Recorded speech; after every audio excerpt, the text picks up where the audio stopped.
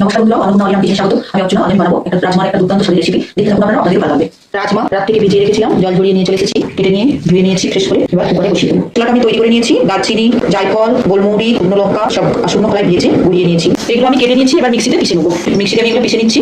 জায়ফলের টুকরো, দুটো এলাচ, গোটা তিনেক লবঙ্গ, গোটা স্টিক গোলমরিচ আর একটু দারচিনি, রসুন একসাথেই সব পিষে নেবো। আদা, পেঁয়াজ, শুকনো লঙ্কা দিয়ে দিচ্ছি। আমি গুঁড়ো লঙ্কা ইউজ করবো না। একসাথে টমেটোটাও পিষে নিচ্ছি। টমেটোটা আর ভাজবো না। এসব হয়ে গেছে। এগুলো আমি সেদ্ধ করে ফিরে আসছি। ডাকনোটা সিটি দিয়ে সেদ্ধ করে নেবো।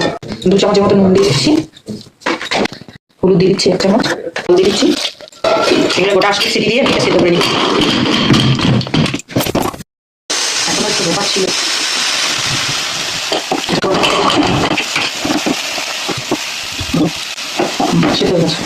গ্যাসটা জেলে নিলাম, কড়াটা বসিয়ে দিলাম।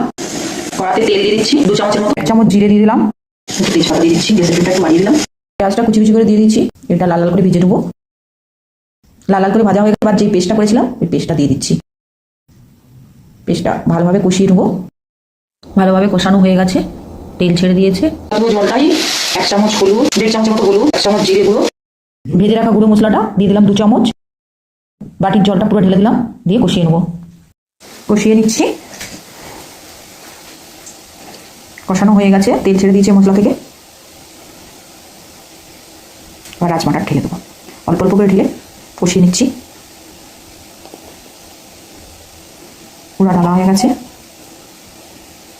কষিয়ে প্রেসার কুকারটা ধুয়ে একটু জল দিয়ে দিলাম, ঢাকা দিয়ে রাখলাম। টক গুলিয়ে ফুটে গেছে। ব্যাস, আমার তৈরি হয়ে গেছে। এবার টেস্ট সুন্দর গন্ধ আছে। টেস্ট করি একটু। খুব সুন্দর। খুব সুন্দর।